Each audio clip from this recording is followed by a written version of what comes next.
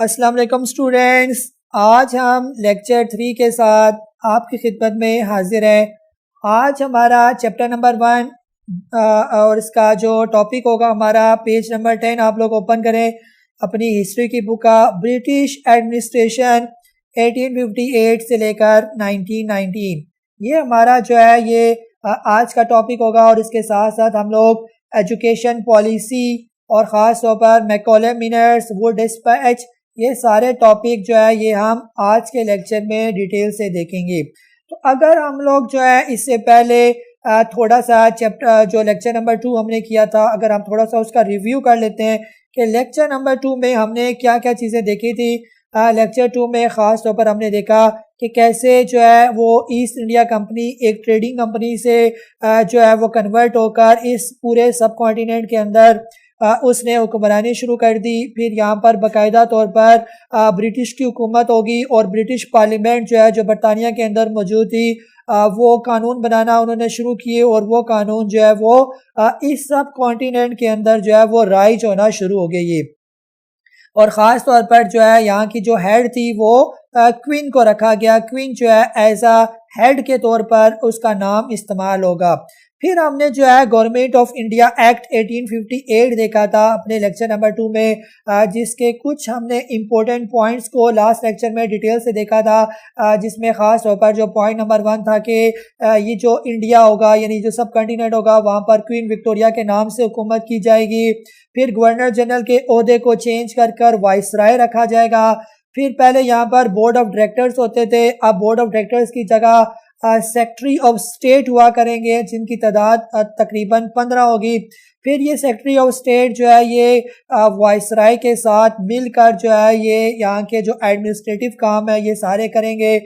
ये कुछ जो है हमने point government of India act में देखे थे। फिर इसके बाद हमने प्रोक्लेमेशन ऑफ एक्ट 1858 भी लास्ट लेक्चर में देखा, जिसमें ख़ास तौर पर जो है हमने कुछ पॉइंट डिस्कस किए थे। जैसे पहले हमने डिस्कस किया था कि यहाँ पर जो नेटिव प्रिंसेस जो लैंड को एक्वायर करते थे, ज़मीनों पर जो है वो कब्ज़ा कर लेते थे, वो पॉलिसी ख़त्म कर दी गई। फिर अंग्रेज़ों ने कहा कि हम यहाँ पर लोगों के जो रस्म व रवाज हैं, उनकी जो इबादतें हैं, उनमें किसी किस्म की कोई इंटरफेरेंस नहीं करेंगे। जो जॉब्स की जो अपॉर्चुनिटीज़ हैं या आगे बढ़ने के जो मौके हैं वो लोगों के रंग नस्ल की बुनियाद पर नहीं दिए जाएंगे, बल्कि सिर्फ क्वालिफ़िकेशन की बेस पर ही दिए जाएंगे। फिर ख़ास तौर पर जो लोगों के राइट्स हैं या लोगों के जो कस्टम्स हैं, जो लोगों की रवायात है, उनकी जो है जैसे लोग इज़्ज़त करते हैं उसी तरह हम भी उनकी इज़्ज़त करेंगे। ये फिर ख़ास तौर पर अंग्रेज़ों ने यह भी इसी पॉइंट रखा कि जो ट्रीटी ऑफ इलाहाबाद में चीज़ें डिस्कस हो चुकी हैं, इंडियंस लोगों ने उसी को फॉलो करना है और इसी पर अमल करना है ये। और फिर हमने ये पॉइंट देखा था कि जब अंग्रेज़ों ने कहा कि जब तक या इंडिया के अंदर इंटरनल पीस कायम नहीं हो जाता उस वक्त तक जो है ना हम लोग पहले पीस को कायम करेंगे और उसके बाद जो है फिर हम सब कॉन्टिनेंट के अंदर जो है वो लोगों की बेहतरी के काम जो है वो शुरू करेंगे। तो प्यारे बच्चों, ये था हमारा लेक्चर नंबर 2 में हम ये सारी चीज़ें डिटेल से जो है वो एक्सप्लेन कर चुके हैं। आप लोगों ने अगर लेक्चर नंबर 2 नहीं देखा तो आप लोगों ने लाजमी वो लेक्चर नंबर 2 देखें। उससे रिलेटेड जो आपको होमवर्क बताया हुआ है, जो याद करने का काम दिया हुआ है, वो भी आप लोगों ने अच्छे तरीके से करना है। आज जो है आप अपनी हिस्ट्री की बुक का पेज नंबर 10 ओपन करें।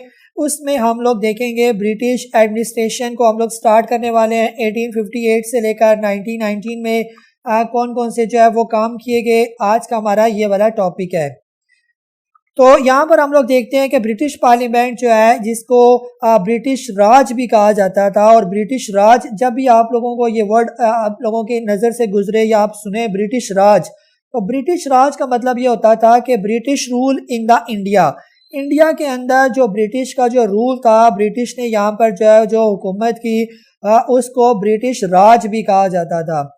इसको अगर हम बात करें कि इस इंडिया के अंदर जो अंग्रेज़ों ने रूल किया, तो इंडिया का मतलब क्या है, सब कॉन्टिनेंट का मतलब क्या है। सब कॉन्टिनेंट का मतलब ये है कि जो आजकल जो है इंडिया, पाकिस्तान, बांग्लादेश और म्यांमार जिसको बर्मा भी कहा जाता था, इन चारों जो है मुल्कों को मिलाकर उस वक्त एक स्टेट होती थी जिसको सब कॉन्टिनेंट भी कहा जाता था या जिसको इंडिया भी कहा जाता था।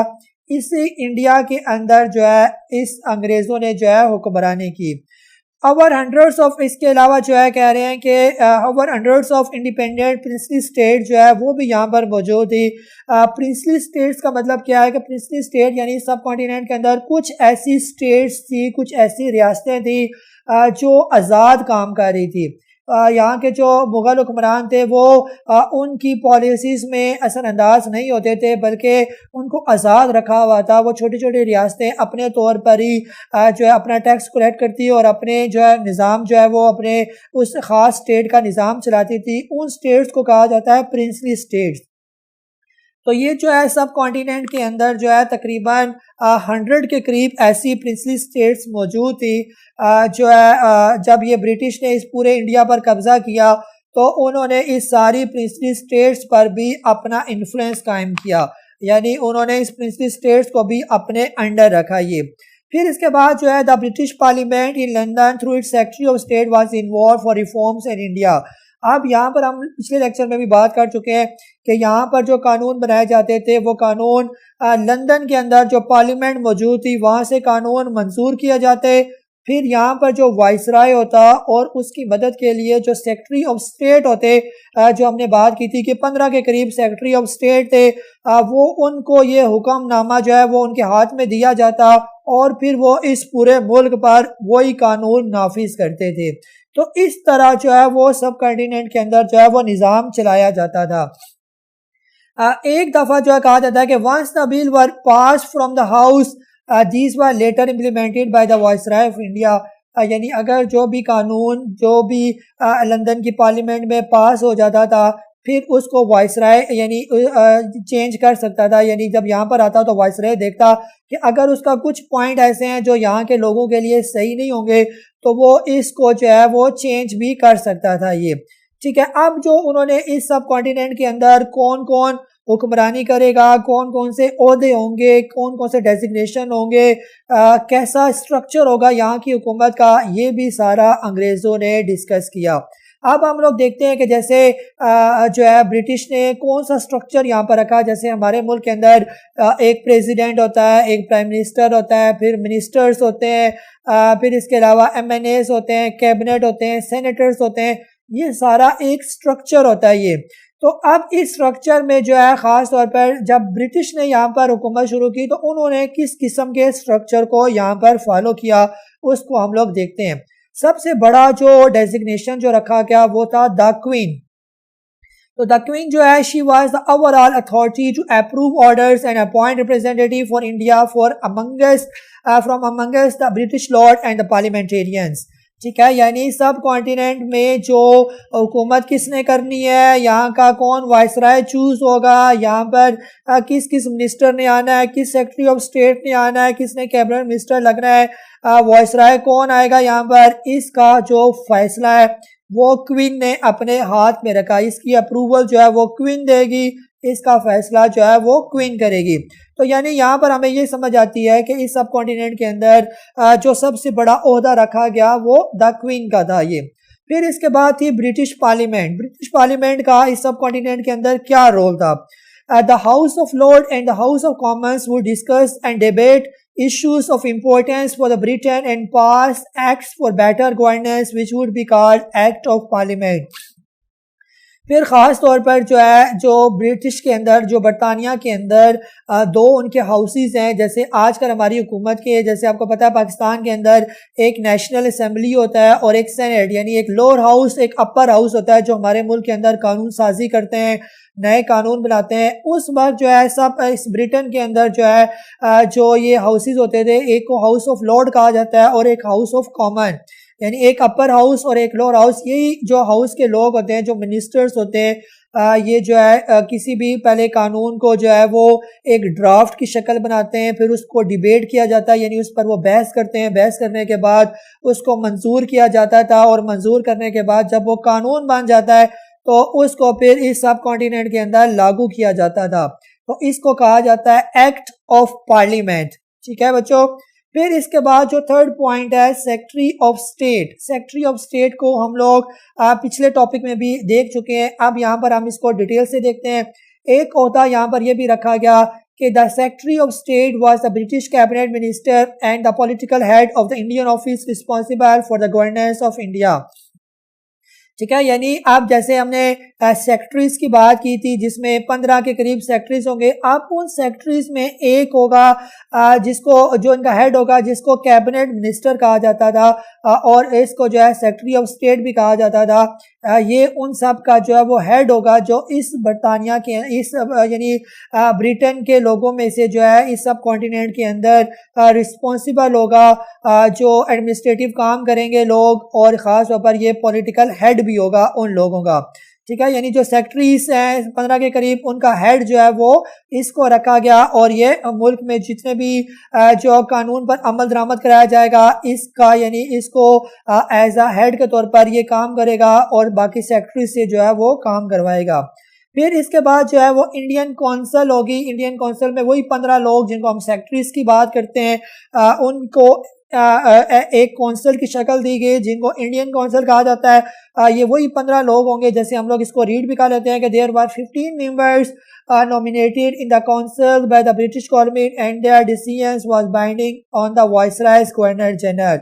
15 के करीब जो है वो सेक्रेटरीज होंगे जिनको हम लोग इंडियन काउंसिल कहा जाएगा। जब ये 15 लोग किसी चीज़ के बारे में फैसला करेंगे तो जो उस वक्त वाइसराय या जिसको गवर्नर जनरल भी कहा जाता है ये जो बाइंड होगा, यानी उसको हर सूरत जो है इनके फैसले को मानना पड़ेगा।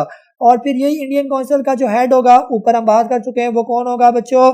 वो सेक्रेटरी ऑफ स्टेट, यानी जिसको ब्रिटिश कैबिनेट मिनिस्टर भी कहा जाता है। ये तो ये जो है ये भी ओहदा रखा गया। फिर इसके बाद जो है गवर्नर जनरल या वाइसराय, ये कौन होगा? ये यानी जो इन सब का हेड होगा इस सब कॉन्टिनेंट के अंदर, जो हम लोग बात कर चुके हैं। जैसे आजकल प्राइम मिनिस्टर होता है हमारा, जो सबसे बड़ा होता है प्राइम मिनिस्टर और प्रेसिडेंट, तो उस वक्त जो है इस सब कॉन्टिनेंट के अंदर जो सबसे बड़ा ओहदा होता था उसको वाइसराय कहा जाता था। This post was originally a representative of the British government and the head of the British administration in India. ये जो वाइसराय का ओहदा होगा ये ब्रिटिश गवर्नमेंट का और ख़ास तौर पर जो ब्रिटिश एडमिनिस्ट्रेशन है उसका हेड के तौर पर काम करेगा। यानी सबसे बड़ी क्वीन के बाद अगर किसी के पास जो इस सब कॉन्टिनेंट के अंदर इख्तियारात होंगे वो वाइसराय के पास होंगे। ये तो वाइसराय जो होगा वो एज आ रिप्रेजेंटेटिव के तौर पर काम करेगा और एक हेड के तौर पर काम करेगा इस पूरी इंडिया के अंदर ब्रिटिश एडमिनिस्ट्रेशन का। फिर इसके बाद जो है अंग्रेज़ों ने यहाँ पर इंडियन सिविल सर्विस का भी आगाज़ किया। अब इंडियन सिविल सर्विस की बात करें तो ये क्या, यानी ये एक कम्पिटिटिव एग्ज़ाम है। जैसे यहाँ पाकिस्तान के अंदर भी आपने नाम सुना होगा CSS के एग्ज़ाम होते हैं, जो CSS के एग्ज़ाम क्वालिफाई करते हैं तो उनको ब्यूरोक्रेसी के अंदर जो है आला ओहदों पर जो है वो फाइज किया जाता है। तो ये सिस्टम भी अंग्रेज़ों ने ही इंट्रोड्यूस किया था उस वक्त इंडियन सिविल सर्विस के नाम से। तो यहाँ पर जो इलीट हायर सिविल सर्विस जो होंगे ऑफ द ब्रिटिश एम्पायर, यानी जो ब्रिटिश की यहाँ पर जो गवर्नमेंट है, जो ब्रिटिश ने यहाँ पर एडमिनिस्ट्रेशन चलानी है, वहाँ पर जो बड़े बड़े ऑफिसर्स को जो अपॉइंट करना है उनका इंतखाब जो है वो सिविल सर्विस के जो है ना इम्तिहान के बाद करना है। तो ये जो सिविल सर्विस का सिस्टम है ये 1858 में अंग्रेज़ों ने स्टार्ट किया और 1947 तक रहा। उसके बाद इसका नाम चेंज हो गया, उसके बाद पाकिस्तान बन गया तो हमने इसका नाम CSS रख दिया। अब इसके जो मेंबर्स हैं, इस members were appointed under section of government of India act 1935। ठीक है, इसको यानी इसके जो मेंबर्स होंगे वो अंग्रेज़ों का जो कानून है उसके मुताबिक इनको अपॉइंट किया जाएगा। Initially all the members were selected from a rigorous testing system from Britain, but later on Indians to competed for these exams and got selected। शुरू में तो यहाँ पर अंग्रेज़ों को अपॉइंट किया जाता था और एक सख्त इम्तिहान लिया जाता था, लेकिन बाद में अंग्रेज़ों ने यह भी कहा कि जो इस बरसगीर के अंदर हिंदुओं और मुसलमानों में से जो भी ये टेस्ट पास करेगा उसको भी हम आला ओहदों पर फाइज कर देंगे, उनको भी ब्यूरोक्रेसी के जो है जो इलीट हायर सिविल सर्विस है वो हम उनको प्रोवाइड कर देंगे। लेकिन कंडीशन ये है कि वो ये एग्ज़ाम्स को पास करें, अच्छे तरीके से जो है वो तैयारी करें और पास करें ये। तो the most important task of the service was to get the orders of the viceroy implemented throughout the India. Main काम इन लोगों का क्या होगा, जो लोग सिलेक्ट हो जाएंगे इनका मेन काम यही होगा कि ये लोग जो है वाइसराय के जो हुक्म होंगे और जो ख़ास तौर पर इंडियन काउंसिल के जो कानून जो है आगे इन्होंने आगे उसको चलाना है, तो ये सिविल सर्विस के लोग उन पर अमल दरामद करवाएंगे पूरे सब कॉन्टिनेंट के अंदर।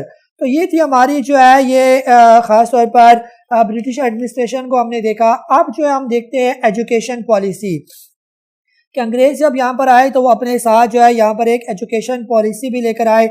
इसको भी हम डिटेल से देख लेते हैं। ये एजुकेशन पॉलिसी का जो कानून अंग्रेज़ों ने यहाँ पर मंजूर किया वो चार्टर एक्ट ऑफ 1813, इसके ज़रिए यहाँ पर इन्होंने इसको इंट्रोड्यूस किया और यहाँ पर जो है वो लागू किया।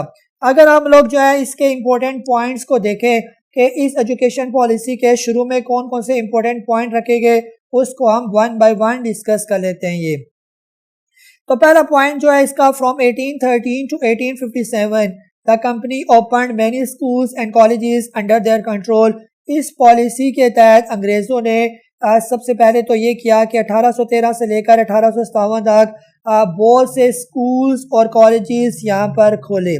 ठीक है, यानी यहाँ पर अंग्रेज़ों ने अपने स्कूल्स और कॉलेजेस खोलने का मकसद ये था कि यहाँ पर जो है ज़ाहिर बात है अंग्रेज़ों की हुकूमत है तो अंग्रेज़ों को ऐसे लोग चाहिए जो अंग्रेज़ी बोलना जानते हो, जो साइंसी तालीम में आगे हो। तो अंग्रेज़ों ने उसी पैटर्न पर यहाँ पर स्कूल और कॉलेजेस खोले ताकि यहाँ के लोगों को ख़ास तौर पर अंग्रेज़ी भी आए और वो जो है टेक्निकल नॉलेज है वो हासिल करें ताकि वो अच्छी जॉब्स हासिल कर सकें। फिर इसके बाद जो इसका सेकंड पॉलिसी जो पॉइंट है, the policy led the foundation of the English system of education in India. यानी जो मेन मकसद ये था कि इस सब कॉन्टिनेंट के अंदर जो सिस्टम लाया जाए वो अंग्रेज़ी का सिस्टम लाया जाए, लोगों को इंग्लिश सिखाई जाए ताकि वो अच्छे तरीके से लोगों के साथ कम्युनिकेट करना शुरू करें। फिर जो इसका थर्ड पॉइंट है कि in the beginning the missionaries were not allowed to open up a religious education to the common people in India, but after this charter they were allowed to open one government school in every district. अब शुरू में तो अंग्रेज़ों ने ये काम किया कि जो ख़ास तौर पर जो अंग्रेज़ों के मिशनरी स्कूल्स होते हैं, जैसे आजकल भी आप लोगों ने सुना होगा जैसे सेंट के नाम से या क्रिस के नाम से स्कूल होते हैं, जैसे saint Mary school, Chris Mary school, Santa Claus school. तो ये आजकल भी क्रिश्चियंस के जो है वो स्कूल जो है वो कुछ मौजूद हैं जो उस वक्त जो है अंग्रेज़ों ने ये सिस्टम शुरू किया था। तो अंग्रेज़ों ने अपने कुछ क्रिश्चियन मिशनरीज़ को ये टास्क दिया था कि आपने यहाँ पर स्कूल खोलने हैं, लेकिन शुरू में आपने अपनी क्रिश्चियंस की जो तबलीग है, जो क्रिश्चियनिटी का जो प्रीच होती है वो आपने लोगों को नहीं पहुँचानी, सिर्फ आपने लोगों को तालीम देनी है। लेकिन बाद में अंग्रेज़ों ने अपनी पॉलिसी चेंज की तो बाकायदा तौर पर यहाँ के लोगों को, जो बच्चे यहाँ पर स्कूलों में पढ़ते थे वहाँ पर उनको अंग्रेज़ी भी सिखाते तो साथ साथ उनको क्रिश्चियनिटी के बारे में भी बताया जाता और उनके मज़हब को चेंज करने की भी कोशिश की जाती कि वो अब मुसलमान और हिंदू अपने मज़हब चेंज करें और क्रिश्चियन मज़हब जो अंग्रेज़ों का मज़हब है वो एडॉप्ट करें। ये तो इस तरह के काम भी अंग्रेज़ों ने किए। फिर फोर्थ नंबर जो पॉइंट है, a large amount were reserved every year for promotion of English language and knowledge of science. तो अंग्रेज़ों ने ख़ास तौर पर इंग्लिश लैंग्वेज को प्रमोट करने के लिए और ख़ास तौर पर साइंस के नॉलेज को प्रमोट करने के लिए उन्होंने हर साल जो है वो ख़ास जो है एक बड़ी अमाउंट रिज़र्व की जाती ताकि यहाँ पर अंग्रेज़ी ज़ुबान को प्रमोट किया जाए और साइंस के नॉलेज को प्रमोट किया जाए। तो ये चार जो ये पॉइंट थे अंग्रेज़ों की पॉलिसी से रिलेटेड कि अंग्रेज़ों ने यहाँ पर सब कॉन्टिनेंट के अंदर किस किस्म की पॉलिसी लाई। फिर इसके बाद जो हमारा अगला टॉपिक है मैकॉलेस मिनट्स 1836-37, ये भी हम लोग देख लेते हैं कि मैकॉले मिनट्स क्या हैं। ये लॉर्ड मैकॉले जो है, जो ब्रिटिश हिस्टोरियन इसको कहा जाता है, जो ब्रिटिश की तारीख दान यानी जो तारीख लिखने वाला बंदा था, इसको एक टास्क दिया गया जून 1834 में कि वो एक ऐसा सिस्टम जो है वो प्रिपेयर करेगा और ऐसा एजुकेशन सिस्टम लॉन्च करेगा जो यहाँ पर हम लोग इंट्रोड्यूस करें। और इस जो है सिस्टम का जो मकसद होगा वो ये होगा कि इंडियन जो लोग होंगे यानी यहाँ के जो लोग हैं वो ब्रिटिश की जो पॉलिसीज़ हैं या ब्रिटिश के जो हुक्मनामे हैं उनको अपनी ज़ुबान में जो है वो ट्रांसलेट करें और ट्रांसलेट करने के बाद आम लोगों तक अंग्रेज़ों की बातों को पहुँचाए। इस तरह का सिस्टम लाने की जो टास्क दिया गया वो लॉर्ड मैकॉले को दिया गया। ये तो लॉर्ड मैकॉले जो है he wrote in his famous minutes, उसने अपनी एक जो उस वक्त जो मीटिंग के दौरान मिनट्स लिखे उसमें उसने कहा कि we must at present do our best to form a class of persons Indian in blood and colours and English in taste, opinion in morals and intellect. ठीक है, यानी यहाँ पर उसने ये बात लिखी कि मेरा जो ख़ास तौर पर हमें जो टास्क दिया गया वो ये टास्क है कि हमने इंडियंस को चुनना है, जो सबसे बेस्ट इंडियन है, जो मुसलमान और हिंदुओं में जो बेस्ट लोग हैं उनको हमने चुनना है। उनकी रंग नस्ल के अंदर जो है वो हमने जो है वो अंग्रेज़ी टेस्ट जो है वो डेवलप करना है और उनको अपने साथ अपनी जिस तरह हमारे कस्टम्स हैं या जिस तरह हमारे तौर तरीके हैं उनके मुताबिक हमने उनको ढाना है। ये तो ये यानी इसके पॉइंट्स का जो है मकसद है। अब इसके जो ख़ास तौर पर मैकॉलेस मिनट्स के जो हम इम्पोर्टेंट पॉइंट्स हैं अगर हम उनको देखें तो इसका जो सबसे पहला पॉइंट है इसके यानी जो इन्होंने काम किए कि 1837 में इंग्लिश को बाकायदा तौर पर कोर्ट लैंग्वेज बनाएगी, यानी जो अदालती ज़ुबान है वो बाकायदा तौर पर अंग्रेज़ी रखेगी, जो आज तक जो है वो हमारे मुल्क में चल रही है ये। फिर 1844 में government resolution open doors for high post to Indians which resulted in rapid growth of English education. तो जिन जिन लोगों ने अंग्रेज़ी तालीम हासिल की थी उनको जब हाई पोस्ट जो है अंग्रेज़ों ने देना शुरू कर दी तो इस तरह बहुत से लोग जो है वो इंग्लिश जो है इंस्टीट्यूशन की तरफ जो है वो राग़िब हो गई है। The missionaries got permission to establish a number of English medium schools and colleges. पहले हमने जो बात की कि सिर्फ मिशनरी स्कूल को एक इलाके में सिर्फ एक स्कूल की इजाज़त थी, लेकिन अब इसके बाद उनको और ज़्यादा जो है वो इंग्लिश मीडियम स्कूल और कॉलेजेस बनाने की इजाज़त दी गई। फोर्थ नंबर जो पॉइंट है, the new Indians elite adopted a western lifestyle using English language and promoting English schools. जो लोग यहाँ से जो मुसलमान और हिंदू जो है वो यहाँ से पढ़कर जो फारिग हुए तो उन्होंने अंग्रेज़ों के ही तौर तरीके अपनाना शुरू कर दिए, यानी अंग्रेज़ों का जो वेस्टर्न लाइफस्टाइल था, उनका जो बोलने का तरीका, तो ऐसे ही लोगों को फिर आगे उन्होंने नौकरियां देना शुरू की ये। ठीक है, उम्मीद है कि ये जो मैकॉलेस मिनट के पॉइंट है आपको समझ आ गए होंगे। फिर हमारा जो लास्ट टॉपिक है जो आज का वो है वुड डिस्पैच 1854 एडी। इसको भी हम लोग देख लेते हैं ये कि सबसे पहले जो है जो फर्स्ट जो इस एजुकेशन से रिलेटेड जो चार्टर मंजूर किया गया, जो एक लाएअमल तैयार किया गया, इसको भेजा गया फिर चार्ल्स वुड के पास। Who was Charles Wood? Charles Wood was the president of the board of control of the East India Company. उस वक्त जो ईस्ट इंडिया कंपनी का जो बोर्ड था उसका जो प्रेसिडेंट था वो वुड चार्ल्स था। फिर यहाँ से जो है इस चार्ल्स ने फिर लॉर्ड डेलहाउसी के पास इसको अप्रूवल के पास भेजा, जो उस वक्त जो है गवर्नर जनरल के ओहदे पर जो है वो अपॉइंट था ये। अब यहाँ पर इन दोनों की अप्रूवल के बाद इन्होंने फिर बाकायदा तौर पर इसको एक पॉलिसी की शक्ल दी, एक कानून की शक्ल दी, जिसको हम लोग आगे वो डिस्पैच में जो है वो पढ़ेंगे ये। तो ब्रिटिश पार्लियामेंट ने इस डिस्पैच को, इस जो ये पॉइंट रखे गए, इसको एक्सेप्टेंस दी, यानी ये कानून जो है वो ब्रिटिश पार्लियामेंट में पेश किया गया, उन्होंने इसकी मंजूरी दी। फिर उसके बाद जो है it recognise the importance of Indian literature, culture and knowledge, और फिर इसको इंडिया के कल्चर का, उनके नॉलेज का, उनके लिटरेचर का हिस्सा बना दिया गया। Even Indian language were accepted as a medium of instruction along with English.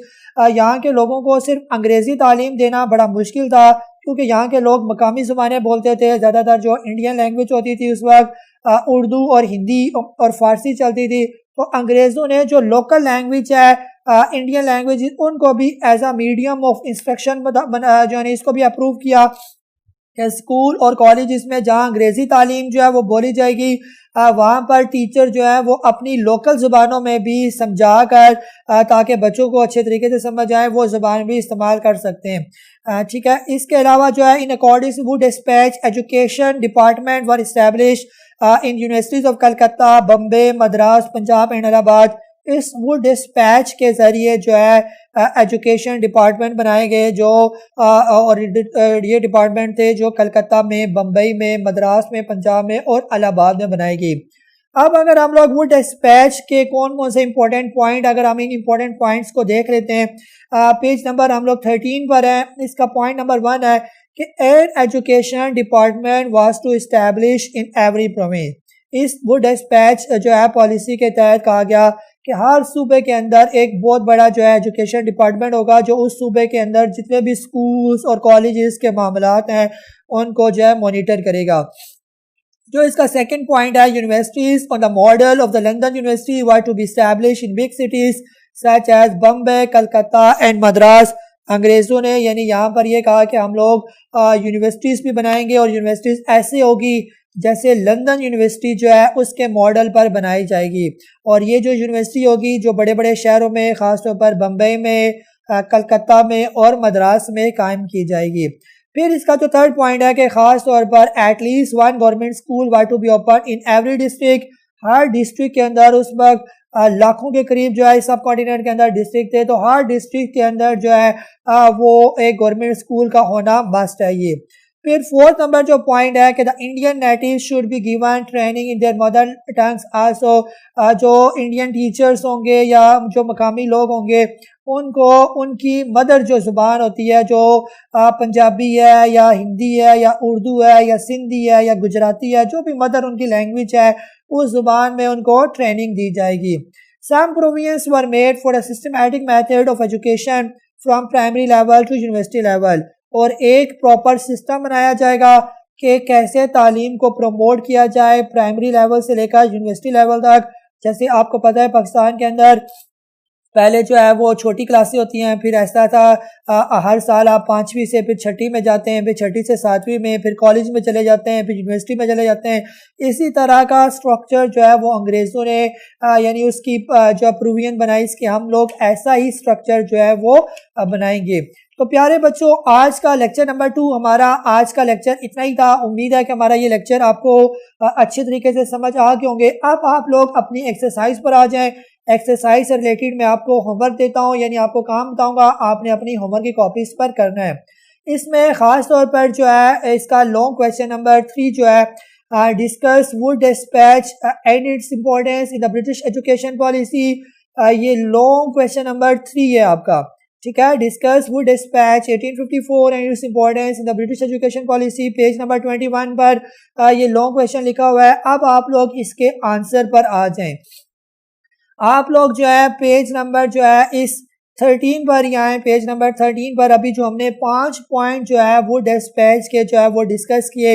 आप लोगों ने अपनी नीट कॉपियों पर अच्छी सी मार्जिन लाइन लगाकर और मार्कर से हेडिंग देने के बाद वो डिस्पैच की आपने हेडिंग देनी है। और ये जो 5 पॉइंट है ये जिसको हमने 1 बाय 1 जो है इन सारे पॉइंट्स को हमने डिस्कस किया, आपने ये सारे पॉइंट जो है ये अपनी होमवर्क की कॉपीज पर लिखने भी हैं और इनको याद भी करने हैं ये, ठीक है बच्चों। और जितना भी हमने आज का टॉपिक पढ़ा, खास तौर पर हमने पेज नंबर जो है वो 10 से लेकर हमने पेज नंबर 13 आज के लेक्चर में देखा। आपने इन सारे जो है टॉपिक्स की अच्छे तरीके से रीडिंग करनी है।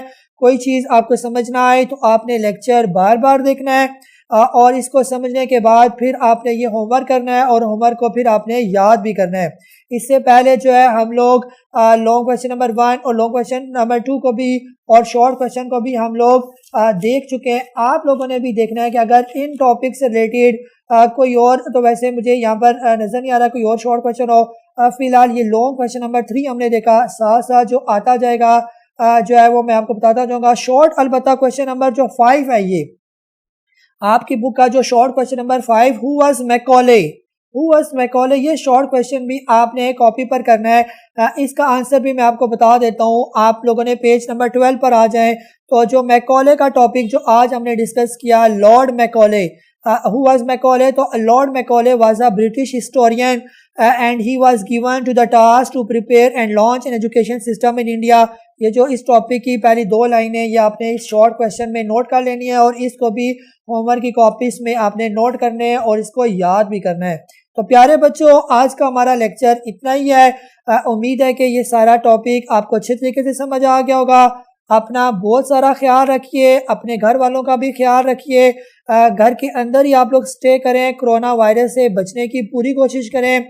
Keep distance, stay at home. फिर मिलेंगे नेक्स्ट टॉपिक के साथ, तब तक अपना ख्याल रखिए। अल्लाह हाफिज।